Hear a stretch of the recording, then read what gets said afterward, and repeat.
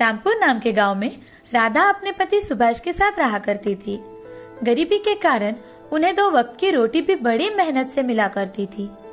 राधा और सुभाष दोनों भी मजदूरी का काम किया करते थे। शादी के 1 साल बाद ही सुभाष ने दूसरी शादी कर ली और राधा को अकेले छोड़कर चला गया। ये देख राधा फूट फूट कर रोने लगती है। तभी राधा को पता चलता है कि वह गर्भवती है। अब उसके आंखों से तो आंसू रुकने का नाम ही नहीं लेते। उसका अब जीने का एक ही सहारा बचा था, वो था उसका आने वाला बच्चा। अब दूसरे ही दिन राधा मजदूरी का काम करने चली जाती है। सुभाष के चले जाने के बाद राधा अकेली हो चुकी थी। वह खुद ही अपना ख्याल रखा करती थी।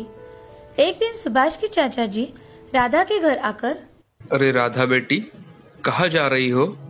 चाचा जी, मैं काम पर जा रही हूँ। काम पर जाना तो पड़ेगा ही ना। हाँ मेरी बच्ची, लाओ वो थैलियाँ मैं लेता हूँ। ऐसा कहकर चाचा जी उसके हाथ की थैलियाँ ले लेते हैं और राधा को बाजार छोड़ देते हैं। ऐसे ही महीने बीत जाते हैं। राधा का 9वां महीना शुरू हो जाता है। एक दिन राधा की मौसी उसे काम करते देख, राधा 9वें महीने में तो आराम किया करो, चलो घर चलो। नहीं मौसी, आप तो जानती हो ना घर के हालात। मुझसे जब तक काम होता है तब तक मैं काम करूंगी। तू तो मेरी बात बिल्कुल भी नहीं सुनेगी। अभी मैं घर जा रही हूँ, 15 दिन बाद वापस आऊंगी। तब तक अपना ख्याल रखना। ठीक है मौसी, जल्दी आने की कोशिश करना। हाँ मेरी बच्ची, तब तक तुम अपना ख्याल रखना। ऐसा कहकर मौसी गांव चली जाती है और इधर राधा काम पर हर रोज आया करती थी।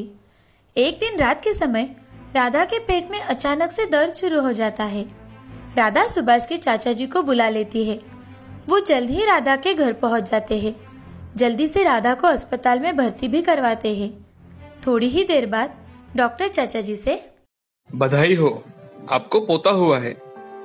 थोड़ी ही देर बाद राधा को होश आता है और चाचा जी उसे खुशी खुशी अपने बेटे का मुंह दिखाते हैं। देखो राधा, ये बिल्कुल तुम्हारे जैसा है। राधा अपने बच्चे को देखकर बहुत खुश हो जाती है। वो अपने सारे दुख दर्द वही भूल जाती है और अपने बच्चे की परवरिश करना शुरू करती है। कुछ दिन बीतने के बाद राधा अपने बेटे को अपने साथ लेकर ही काम पर जाती थी। जैसे जैसे सुधीर बड़ा होने लगा तो सारे बच्चों के साथ पिताजी को देखता तो अपनी माँ से, माँ, मेरे पापा कहाँ है? वो हमारे साथ क्यों नहीं रहते? क्या वो मुझे पसंद नहीं करते? अब राधा सुधीर को सारी सच्चाई बताने का फैसला कर लेती है। ऐसा कुछ भी नहीं है मेरे बेटे, तुम्हारे पिताजी ने दूसरी शादी कर ली है और इसीलिए वो हमसे मिलने नहीं आते। उन्होंने हमें छोड़ दिया है। ऐसा कहते ही राधा के आंखों में से आंसू बहने लगते हैं। वह आंसू देखकर सुधीर राधा से, रो मत माँ, मैं हमेशा तुम्हारे साथ रहूंगा। मैं तुम्हारा साथ कभी नहीं छोड़ूंगा माँ। सुधीर की बातें सुन राधा अपने आंसू पोंछ लेती है और सुधीर को गले लगा लेती है। अब राधा सुधीर को स्कूल में भेजने का निर्णय लेती है और उसका दाखिला करवाती है। सुधीर पढ़ाई में बहुत ही होशियार था। उसका पढ़ाई में हमेशा ही अव्वल नंबर आया करता था। सभी शिक्षक भी उस पर बहुत खुश थे। सुधीर को पहला नंबर आने के कारण स्कॉलरशिप भी मिली थी और ये देख राधा को बहुत खुशी मिला करती थी। स्कूल खत्म होने के बाद सुधीर को अच्छे मार्क्स मिलने के कारण उसका एडमिशन एक अच्छे कॉलेज में हो जाता है। वहाँ सब अमीर लड़के पढ़ा करते थे। सबके पास गाड़ियाँ थी। ये देख सुधीर का दोस्त आनंद सुधीर से, अरे सुधीर, तू हमेशा पढ़ाई में फर्स्ट आता है, सब कुछ अच्छा है, मगर तेरे पास एक भी गाड़ी नहीं है। ये कितनी आश्चर्य की बात है। ये सुन सुधीर को बहुत ज्यादा गुस्सा आ जाता है, मगर वह अपने दोस्तों से झूठ बोलता है कि, अरे तू क्या समझता है सिर्फ तेरे पास गाड़ी है? मेरी माँ ने मुझे मेरे जन्मदिन पर ही गाड़ी तोहफे में दी थी। मेरे पास भी गाड़ी है। ऐसा कहकर सुधीर वहाँ से चला जाता है। उसे अपने घर के हालात पता थे, लेकिन फिर भी अपने साथ पढ़ते बच्चों की शान और शौकत देख उसे भी मन ही मन लगने लगा था कि उनके जैसे कपड़े पहने, उनकी जैसी गाड़ी उसके पास हो। घर जाकर सुधीर अपनी माँ से, माँ, मुझे कल के कल ही बाइक चाहिए। अरे सुधीर, आज क्या हुआ है बेटा तुम्हें? ऐसे क्यों बात कर रहे हो? तुम तो जानते हो ना अपनी हालत। अभी हमारे पास पैसे कहाँ है? थोड़े थे वो तो तुम्हारे एडमिशन में चले गए। अब मैं कहाँ से पैसे लाऊं? मुझे वो कुछ पता नहीं माँ, मुझे कल सुबह बाइक चाहिए बस। ऐसा कहकर सुधीर गुस्से से बाहर चला जाता है। तभी राधा मन ही मन, सुधीर को मैं कैसे समझाऊं कि मेरे पास पैसे नहीं हैं, लेकिन आज तक मेरे बेटे ने मुझसे कुछ भी नहीं मांगा। आज पहली बार उसने मुझसे कुछ मांगा है। मुझे उसे गाड़ी लेकर तो देनी ही होगी। ऐसा सोचकर राधा ने कुछ पैसे अपने सुख दुख के लिए जोड़े रखे थे। वो देखे उनमें कुछ पैसे कम पड़ रहे थे। अब उसने गांव के सरपंच जी से मदद मांगने का विचार किया। राधा सरपंच जी से, मालिक मुझे कुछ पैसे चाहिए थे, थोड़ी जरूरत है। कितने पैसे चाहिए थे तुम्हें राधा? एक गाड़ी आ जाए उतने ही पैसे चाहिए थे। मैं आपके पैसे थोड़े थोड़े करके चुकता कर दूंगी। गाड़ी सुधीर के लिए? ठीक है, लेकिन राधा अगर नई गाड़ी लेने के बजाय तुम पुरानी गाड़ी खरीदोगी तो तुम्हारे पैसे बच जाएंगे।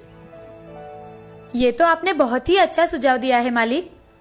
क्या आप मेरी मदद कर देंगे? ऐसा कहकर सरपंच जी राधा के हाथों में पैसे रख देते हैं और उसे गाड़ी खरीदने में भी मदद कर देते हैं। दूसरे दिन सुबह सुधीर उठते ही राधा उसके हाथों में गाड़ी की चाबी रख देती है। तभी सुधीर बहुत खुश हो जाता है और गाड़ी लेकर वहां से चला जाता है। राधा सुधीर को खुश देख वो भी खुश हो जाती है। शाम के समय जब सुधीर कॉलेज से घर लौट रहा था, तभी बाइक का स्पीड बहुत ज्यादा होने के कारण उसका एक्सीडेंट हो जाता है। उसे तुरंत ही सरकारी अस्पताल में भर्ती करवाया जाता है। जैसे ही चाचा जी को ये खबर मिलती है, वो राधा के पास जाकर, अरे राधा बिटिया, कहाँ हो तुम? सुधीर का बहुत बड़ा एक्सीडेंट हो गया है, चलो हमें जल्दी अस्पताल जाना चाहिए। ये सुन राधा जोर जोर से रोने लगी और भागते भागते अस्पताल में पहुंच जाती है। वहां जाते ही डॉक्टर से, डॉक्टर साहब मेरा बेटा कैसा है? उसे ज्यादा चोट तो नहीं आई ना? एक्सीडेंट की वजह से सुधीर की एक आंख में गहरी चोट आई है। अब शायद ही सुधीर उस आंख से देख पाए।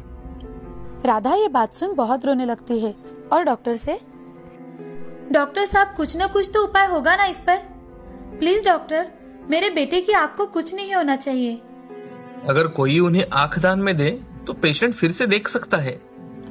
डॉक्टर, मेरे बच्चे को मेरी आंख दे दीजिए। मैं तो एक आंख से अपनी पूरी जिंदगी गुजार लूंगी। मेरे बेटे के सामने उसकी सारी जिंदगी पड़ी हुई है। उसको तो अभी पढ़ाई भी पूरी करनी है। आप उसे मेरी आंख दे दीजिए। ठीक है, जैसा आप चाहे। डॉक्टर, मेरे बेटे को कभी मत बताना कि ये आंख मैंने उसे दी है। ठीक है। ऐसा कहकर राधा अपनी एक आंख सुधीर को दे देती है और खुद 2 दिन बाद घर चली जाती है। सुधीर हर रोज अपनी माँ की हॉस्पिटल में राह देखता है, लेकिन वो उसे मिलने नहीं आती तो सुधीर को बहुत गुस्सा आ जाता है। जैसे ही उसकी छुट्टी होती है, वो घर जाता है और अपनी माँ से गुस्से में, अरे तुम कैसी माँ हो? एक दिन भी मिलने अपने बेटे से हॉस्पिटल में नहीं आई, और मेरी तबीयत कैसी है क्या है तुम्हें कुछ नहीं जानना था। भला हो उस औरत का जिसने मेरा बिल भर दिया।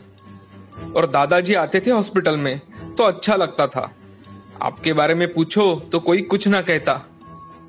बेटे, मेरी कुछ मजबूरी थी। आखिर तुम्हारी ऐसी कौन सी मजबूरी थी माँ? भगवान तो तुम्हारी जैसी माँ किसी को ना दे। सुधीर इतना ज्यादा गुस्से में था कि उसने अपनी माँ की ओर देखा भी नहीं। उसकी ओर देखे बिना ही वो शहर चला गया अपनी बाकी की पढ़ाई पूरी करने के लिए। राधा की आंख में से आंसू निकलने लगे। वो इतनी जोर जोर से रोने लगी कि उसे समझ में नहीं आ रहा था कि अब क्या किया जाए। तभी सरपंच जी पैसे मांगने वहां आते हैं। राधा, मेरे पैसे कब लौटाने वाली हो? सरपंच जी, मुझे कुछ और दिनों की मोहलत दे दीजिए। मुझ अभागे पर इतनी दया कर दीजिए। ठीक है, मैं तुम्हें 1 महीने की और मोहलत देता हूँ। धन्यवाद सरपंच जी, मैं आपकी बहुत आभारी हूँ। सरपंच जी वहां से चले जाते हैं। ये सारी बातें सुधीर को पता ही नहीं थी कि आखिर उसकी माँ ने उसके बचपन से लेकर आज तक उसके लिए क्या किया है। कुछ साल बीत जाते हैं। अब सुधीर अफसर बन गया था, लेकिन अपनी माँ पर इतना ज्यादा गुस्सा था कि अपनी माँ से एक बार भी नहीं मिलने आया था। राधा पर मजदूरी करके सरपंच जी के पैसे लौटाने की नौबत आ गई थी। अब राधा बहुत थक चुकी है। एक दिन अचानक से उसे पता चलता है कि उसका लाडला बेटा एक अफसर बन गया है और सरपंच जी ने उसे अपने गांव बुलाया है। वह दौड़कर वहां चली जाती है वहां जाते ही राधा मन ही मन, कितने साल बीत गए, अब मेरे बेटे का गुस्सा भी चला गया होगा। कितना बड़ा हो गया है मेरा बेटा आज कि उसका यहाँ गौरव किया जाने वाला है। सुधीर बहुत बड़ी गाड़ी में से अपनी पत्नी के साथ नीचे उतरता है। ये देख राधा चौंक जाती है। वो अपनी माँ को देख उसे नजरअंदाज करता है और अपने दादाजी से, दादाजी आप कैसे हो? सब कुछ कुशल मंगल तो है ना? हाँ ठीक हो बेटा। और ये क्या बेटा, तुमने शादी की और हमें बताया भी नहीं? सुधीर मुस्कुराकर वहां से जाने लगता है। तभी राधा उससे बात करने के लिए आगे जाती है तो सुधीर सरपंच जी के साथ स्टेज पर चला जाता है। ये देख राधा को बहुत बुरा लगता है, लेकिन अपना बेटा इतना बड़ा अफसर बना है, ये देख मन ही मन बहुत खुश हो जाती है। ये सारी बातें चाचा जी दूर से देख रहे थे और कुछ वक्त बाद चाचा जी सुधीर से, सुधीर कोई अपनी माँ के साथ ऐसा करता है क्या? वो मेरी माँ कहने के लायक नहीं है दादाजी। वो मेरे बारे में अच्छा नहीं सोचती, सिर्फ खुद के बारे में सोचती है। भला ऐसी कोई माँ होती है? सुधीर कोई अपनी माँ के साथ ऐसा करता है क्या? वो कितने दिन से तुम्हारी राह देख रही थी दादाजी। उसके लिए तो मैं हॉस्पिटल में ही मर गया था, जहाँ वो मुझे देखने तक नहीं आई। ये सुन राधा फूट फूट कर रोने लगती है। तभी चाचा जी सुधीर को एक जोर का थप्पड़ लगाते हैं और सारी हकीकत बताते हैं। सुधीर राधा तुमसे मिलने नहीं आ पाई क्योंकि उसने तुम्हें अपनी आंख डोनेट की थी। अगर वो ऐसा नहीं करती तो तुम जिंदगी भर के लिए एक आंख से अंधे हो जाते। ऐसी माँ नसीब वालों को मिलती है सुधीर, तुम्हें तो इसकी कोई कदर नहीं है। कभी अपनी माँ से पूछा कि आखिर उसके आंख को क्या हुआ है? सुधीर चाचा जी की बातें सुनकर चौंक जाता है और भागते हुए अपने माँ के पास आता है। अपने माँ के पैर पकड़कर माफी मांगता है। सुधीर की आंखों में आंसू देख राधा उसे माफ कर देती है और अपने बेटे को गले लगा लेती है। हमें इस कहानी से ये सीख मिलती है कि अपने बड़ों का हमेशा सम्मान करना चाहिए। वो हमेशा अपने बच्चों का भला ही सोचते हैं। सच्चाई पता न हो तो उन्हें कभी भी हमारे शब्दों से दुखाना नहीं चाहिए। हमारी जिंदगी में माँ का स्थान अमूल्य होता है।